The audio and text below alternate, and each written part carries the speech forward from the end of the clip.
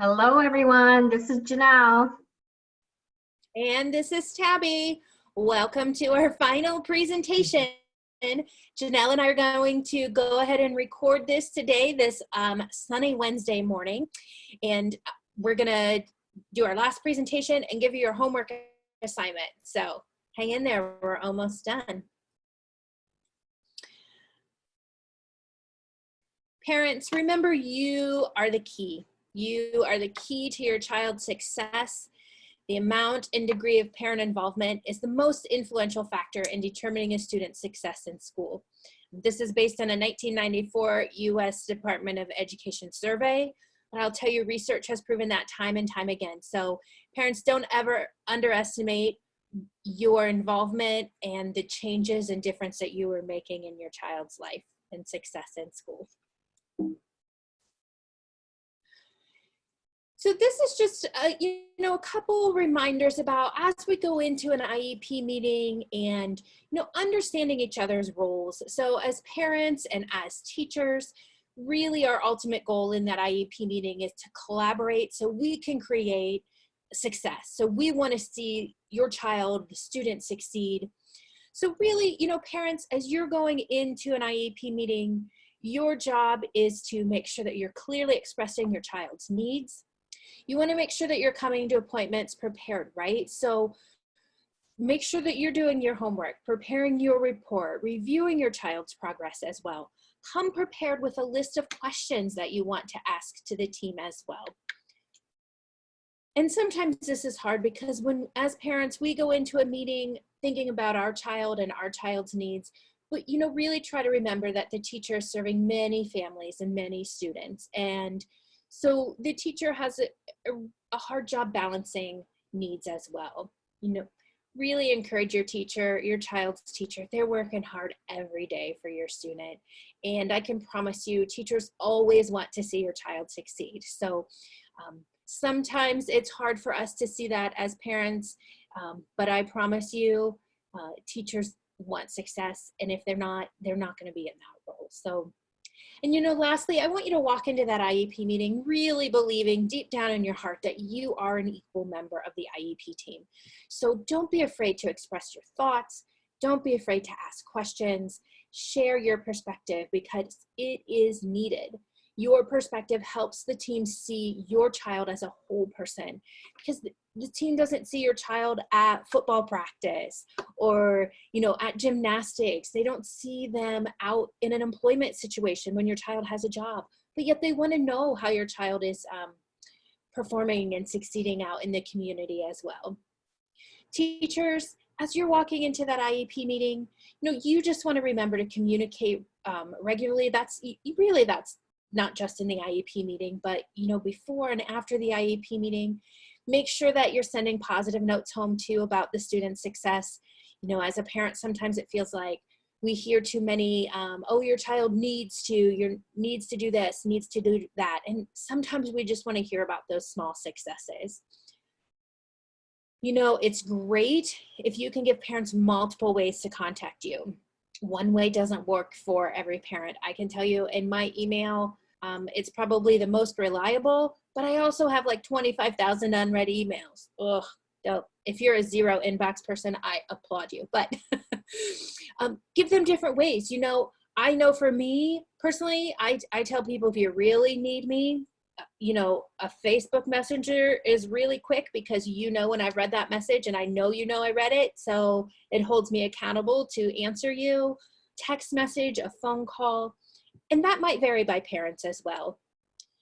Also, when you're working with parents and families, give them your undivided attention. So if you're on the phone or if you're in that meeting, really just sit down, put your phone away, put grading papers away, whatever that is, and just be there in the moment with families. They will feel that difference and it will establish trust in a way that you probably won't even realize in that moment. Teachers also, we're going to ask you to come to meetings prepared and focused. I'm sure you do that already. But parents, teachers, everybody wants to come prepared. So everybody's time is valuable. So let's have all the information to work together in that moment. Ensure parents know what you're working on. So if you're working on a particular goal, or maybe you hadn't had a chance to start one yet, let parents know where you're at in that process. And lastly, to really look at parents as an equal partner as well. So parents believe you're an equal partner. Teachers really value parents as an equal partner. And each parent's role and engagement in that IEP meeting will be different, and just, be able to respect that different level of involvement as well. So as we move on, oh, go ahead, Janelle. Do you want me to go back to the other slide? Yes, if you can go back. Okay. I just want to add two more things that I think parents think about when going to the IEP meeting, and this can help, is think about when you are meeting with the team and how long you're going to be there. And if you're able to bring maybe water or maybe some coffee or some food if needed, especially if you're doing this, let's say early morning, like a breakfast time, and maybe these teachers and these administrators haven't had time to eat, it'll be highly appreciated from everyone. I know even if you bring a bunch of bananas and some water, it makes a difference to do that. And it's not, it's always a good thing, you don't have to go overboard, but think about how long you're going to be there, and if that is something good for you and the rest of the team. And also, I think I want to remind parents to dress appropriately. Your team's going to be coming in dressed business casual. And so think about that. And it feels better as a parent if you are dressed kind of similar to the rest of the team. I can just, say that on my own experience of walking in and not knowing what to expect, and me coming in with, my jeans and t-shirt and being like, oh, right at the very beginning thinking, I didn't really fit in with everyone. So, you might want to put on your little, nicer business casual clothes, and but be comfortable for sure, because you know how long you'll be in that meeting. So just wanted to share that, Tabby. Great, thank you, Janelle. You also just told me your advocacy style inadvertently too. Janelle must be the cookie mom. Maybe. Never heard. All right, so as we're moving into the development of the IEP, so parents, I know we talked about this past week when we discussed IEPs, but making sure that your voice is heard and being able to plan ahead of time. So Hands and Voices has two great tools that we are going to send attached to this email. On the left-hand side here, you will see this is the IEP checklist. This is a list of accommodations and modifications that your student might need. And so this is a great list to help you generate some thoughts, because sometimes we don't always know what all the options are. So, just take a look through that, and I would encourage you to do that annually as well, because what your child needs this year may be different what they need next year. So make sure you review that list. And then also we're going to attach this other document you'll see on the right-hand side. It's called the IEP Meeting Planner.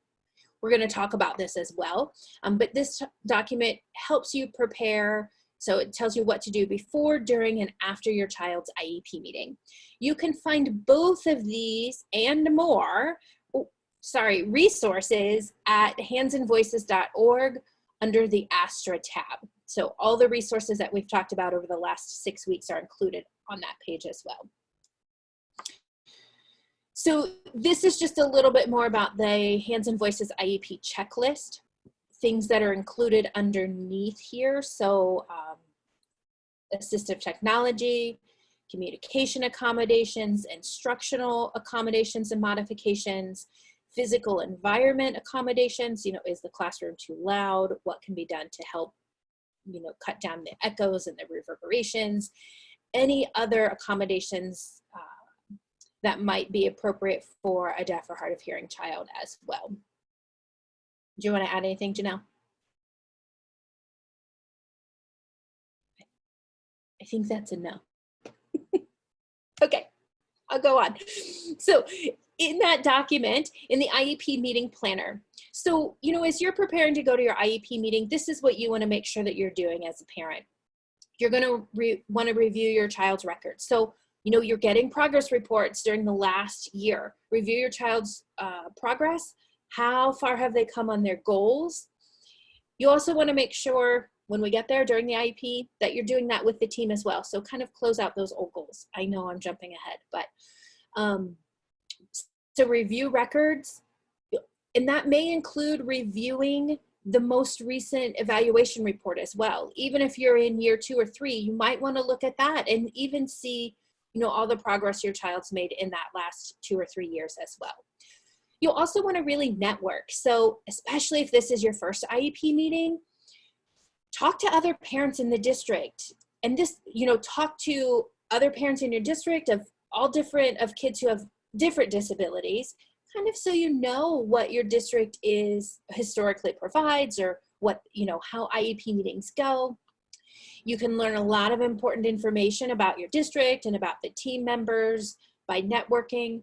Also, you want to talk to parents of deaf and hard of hearing kids too, so you can learn more about the specific needs of deaf and hard of hearing and different ways that it might be applied for students. You want to take a look at previous IEP or review case conference IEP meeting notice. Oh, that's your parent invitation. So make sure you're reviewing that so you know who's been invited to the meeting. So if you need to invite any additional people, you can go ahead and do that before the meeting. Or then if you've been asked to excuse somebody, you can see who they are and what their role is. You want to go ahead and make sure to review your procedural safeguards or your parents' rights. So make sure, you know, as you go in, it's always nice just to remember what your options are. We don't want to necessarily go in with the attitude of, oh, I'm going to have to use these, but just know, you know, it's okay if I take a few days to sign the IEP. I'm allowed to go home and take some time to process that. Again, if this is your first IEP, you want to make sure that you learn the IEP form. Or if at any time your state changes the form or your district changes the form, because that happens too, and sometimes things are moved around. So make sure you review the most recent IEP form. Request a draft IEP. So there actually is no federal mandate that says IEP drafts have to be given to parents. But it is best practice for parents to see the IEP before you walk into that room. That allows us time to review. It allows us time to share our thoughts and our input, suggest any changes, formulate any questions that you might have as well. I always try to make that request. You know, that's really going to vary. I would suggest contacting your child's teacher who's responsible for writing that. And, you know, if you know that you need a week to review that IEP, depending on your schedule, make sure that you're giving them plenty of time to send you a draft. Sometimes you know, 48 hours might be enough time. That is completely up to you what works for you. And that may change based on what's going on in your life as well. And then last, you want to make sure that you develop a parent report as well. So this is your chance to share your thoughts about your child's strengths, your concerns, your goals for your child, and then hope and ask that all that be implemented, or not implemented, but included in the IEP as well. Janelle, do you want to add anything? Okay. No. All right, so your homework, when we're going to talk a little bit more about this, is to really develop your parent report, or if you're a teacher, we're going to call it a student report instead. So, you know, really just thinking about your child. But parents, when you're preparing for your annual IEP, think about what do you want for your child? And so where do we begin? What will your child need in order to reach this goal? So what kind of supports or accommodations might they need? Who can help us? And this last one's really important. So have I considered my child's point of view? Parents, especially as your child's getting older, you may have the best written IEP goal, but if they don't want to do it, their teacher is not going to make them do it. You know, if you have a child who you want your child to share with the class, hey, here are my hearing aids and they help me listen and here's how they work or whatever, that's great. And we see that as great self-advocacy, but your child doesn't always want to do that. And so think about, will they want to do that? Think about, you know, their point of view, their personality, will that fit in with their personal goals as well?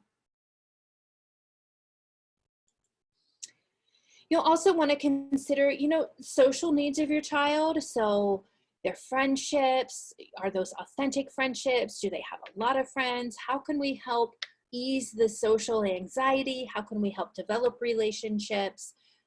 And that'll vary by age level. Behavior. Does your child have any behavior needs? And how do they identify? Do they identify as big D deaf? Do they identify as hard of hearing, or somewhere in between? And does your child need help with that? Do they need maybe a deaf mentor to come in? Do they need peers in the classroom to help them, deaf peers, to feel more comfortable as well? Think about your child's academics. So, their grades are part of that, but remember, grades are not indicative of IEP progress and mastered goals. Think about homework. Does your child struggle with homework? School placement, and the IEP. You want to look at life skills such as self-advocacy, family, what are family dynamics, and work. If your child's of transition age, you're going to look again at that preschool. Does that mean post-school? Post-school career path, or maybe it meant preschool transition. That's probably what it meant. So if your child is transitioning from early intervention to preschool, or even from preschool to kindergarten, that's another transition. Elementary to middle school, so many transitions that happen. Think about your child's communication, their language and modality.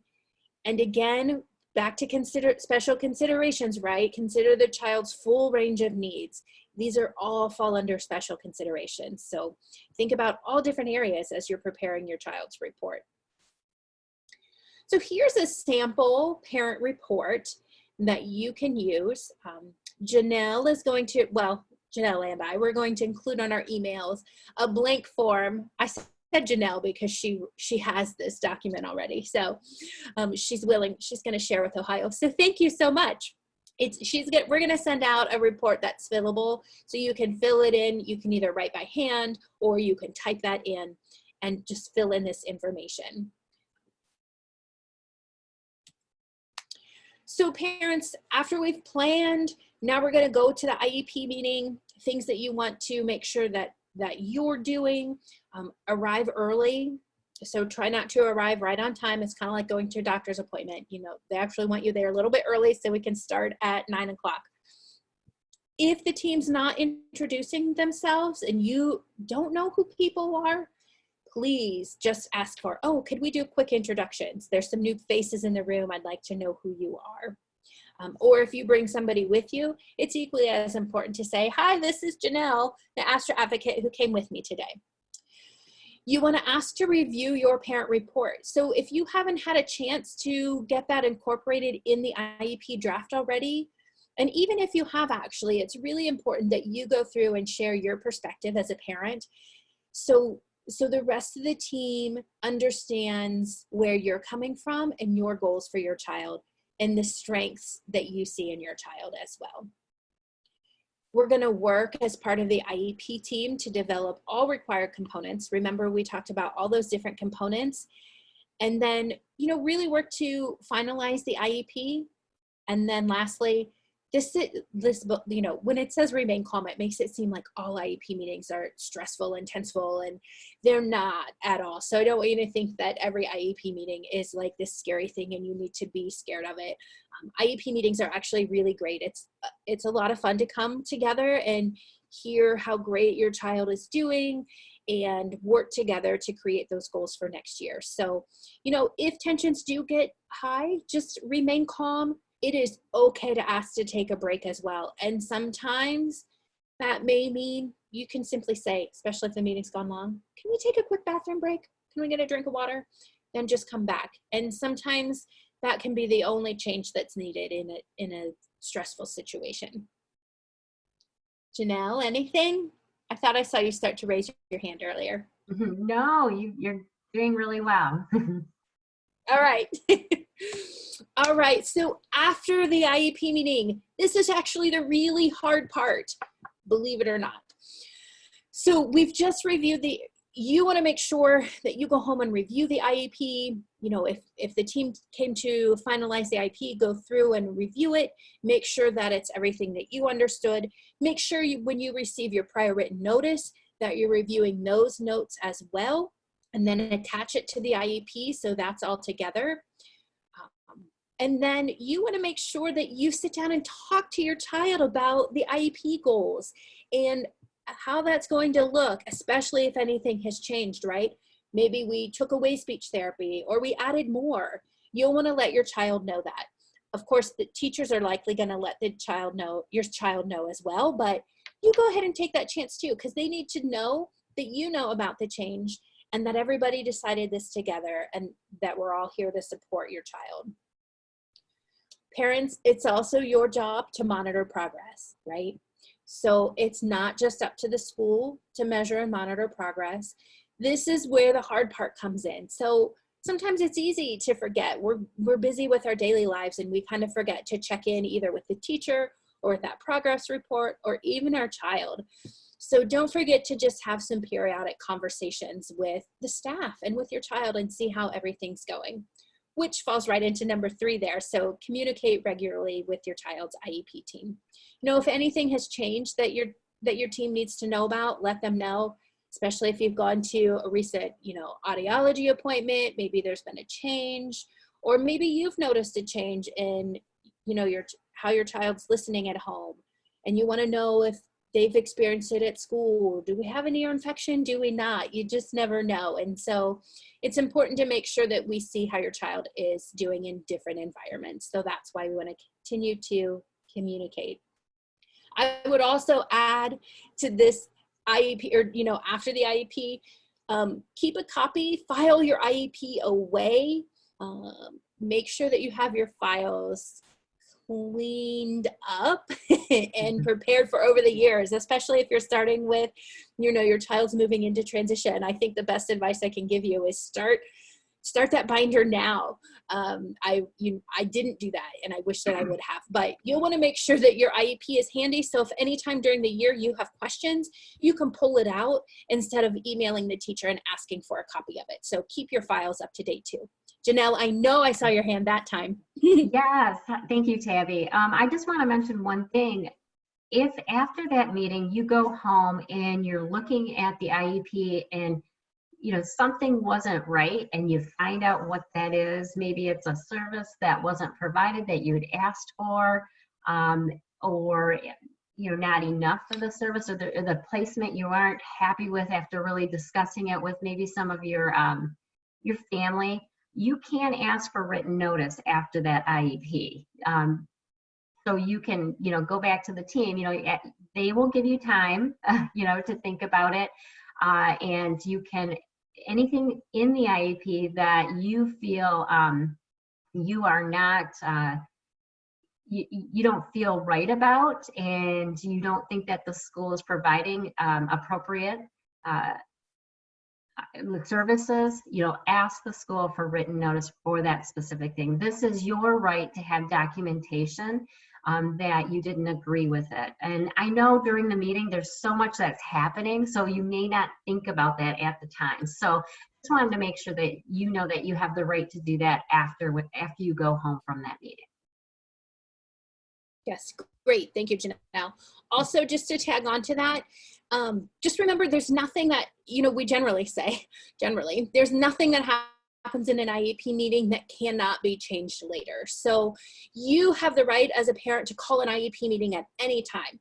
So even if, as Janelle said, you're reconsidering a placement option and you're like, oh, I think we need to talk about this some more, that is totally fine and was within your right to call another IEP meeting to discuss it with the team. So anytime you can have an IEP meeting, okay? All right, so let's talk about your homework real quick. So we want everybody to go ahead and practice. So we're going to send you some attachments with this video and on this email here. So we want you to take the next 5 days, take 5 days.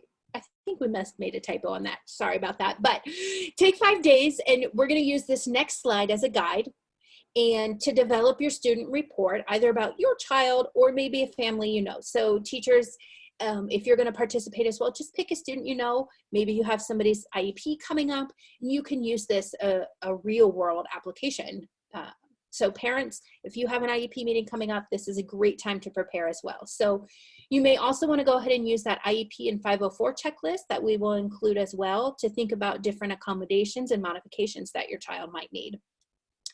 So we're going to include, as I said, this blank report. It will look something like this. You'll want to go ahead, and the great thing about having some time to do this is you can really put, this can really be a solid planning tool for your next IEP meeting. So normally when we do this in class, we take about 10 minutes. So it's a lot more brainstorming, but you may come out with a very solid, I'm ready for my IEP meeting now. So use this report for that. So what we're gonna do, we're gonna take those 5 days, and then next Monday, we will meet again at 8 o'clock. And so 2 things that you'll wanna do during the next 5 days or so, this first option here, so small group. This can be done, or this is gonna be done on your own. You can either select a partner from class. So if you know somebody who's in our workshop with us, go ahead and reach out to them. If you want to be partnered with somebody, but you don't know, you need some help, contact Janelle or I. We can find somebody to work with you. After you complete this report, find a partner and share it with them. So, just discuss it with them, and that can go both ways. So if you have a partner, if you don't have a partner from class, you can sit down with your significant other at home. You could sit down with your parent, somebody, a friend who might be willing just to listen so you can process on your own and make sure that you haven't missed anything. Just see how you did, see what questions they have. Sometimes the questions that they're going to send back to you will be like, oh yeah, I need to add that as well. So, just take about 10 minutes to share that with somebody. And then next Monday, when we come back together, this is where we'll do our big report out. So come prepared to share your report. So if that's, after you've made some adjustments by getting feedback or questions from other people, feel free to do that.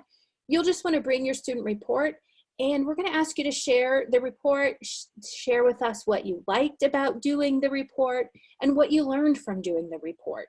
We will not make you, if you come to the class and you're like, well, maybe I just want to come and listen to others. That is okay as well. We will not make you report out, but we would love to hear how this process went from you. Like I said, kind of what you've learned and how that's different, maybe from previous IEP meetings that you've prepared or not prepared for, right? Listen, we've all had meetings where we just show up, right? Where you forget your paper and you forget your pencil and, oh my gosh, I just can't, I'm just relieved to be here. And that's okay because it can happen to anyone, anytime.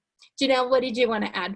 Yeah, I wanted to add that we're going to be sharing with you a template of the parent-student report, but I know there's some of you out there that may have done this before and feel comfortable sharing your own as well. We would like to have those kind of components in there because we feel it's good for the IEP team to know, but I've seen some really creative parent reports before, and maybe you're that type of person and would like to get creative with it. So I want to just make sure to let you know it doesn't have to be specifically in that exact form that we're sending. Great, that's a great idea. And we also have this great capability of screen share. So if you have a different sort of report that you're comfortable showing us, you can share your screen too and show it to everybody. So, all right, thank you, Janelle. This is just a link real quick as well for some other tools that you might find helpful as you're preparing for your student report for the next week, doing your homework, or after this session has finished and you're preparing for your child's IEP. So the actual IEP meeting planner, again, this is the Hands and Voices website and the ASTra tab. All these resources are right there. So these are almost everything and more that we've talked about over the last 6 weeks. We talked about our safety plan last week, so this is a link here. These placement and readiness checklists are really great if you have a child who's either transitioning into school or changing into a mainstream environment. So you might want to check those out as well. The Deaf, Hard of Hearing Self-Advocacy Inventory is always a hot tool. People love to use that one as well to really kind of get an idea of your child's self-advocacy skills. What can they do? Where do we want to go? I think that's what you know, as a parent, I struggle with the most is, what does self-advocacy actually look like? Because that can be, you know, my expectation might be a little bit different. So these inventories like that give us a bigger picture and different things to think about. So those resources are there as well. We will send this PowerPoint to you as well, so you can see that. And you can click to all of those. All right, so that is actually the end. That's all she wrote today. So now it's up to you. Janelle, what do you want to add? I'm sure you have something. You always have final thoughts. Let me make sure to unmute. There You you go. did great, Tammy. I don't want to go on because we said that this was going to be a short video. So we'll let you go ahead and do your homework. I hope that you, even if you don't create a parent report, don't have time for that, that you do look over some of those documents that we were talking about and the IEP planner. You know, you can get ideas and we can do it. You can, you know, watch what we're going to be sharing on Monday, not Sunday. I almost said Sunday. No, on Monday evening. You know, so come no matter what. I think this will be a good chance for us to get to know one another a little bit more and have more free discussion time, and you know, share about our whole journey here this last couple of weeks together. So I'm excited. Thank you for spending the last couple of weeks with us. I hope I get to see you all this final week. And if not, you know, I hope to see you again sometime. So thank you. Do the homework, please do the homework, and we'll see you on Monday. Anything else, Tammy? Janelle, just a couple of things to add. So the post test, remember we said we were going to send out the post test. We won't send that out and the evaluation until after next Monday. So just because there's a little bit more information that I think we want to make sure that we cover, we may have just covered it. We should have just covered it today, but we just want to make sure that discussions are included for those two things. And then they're drawing for the Amazon gift card. So we're going to make a separate video for that, I think, right? Or we're going to, so we're going to send that out as well separately. We just, like Janelle said, we wanted to respect your time. So keep an eye out for that as well. We didn't forget, the drawing's coming, all right? All right. Thank you so much. It's been a great time. And like Janelle said, I hope to see you next week. Yes, I gotta go. My dog is barking. Oh no! All right, bye everyone. Thanks, Janelle. Bye.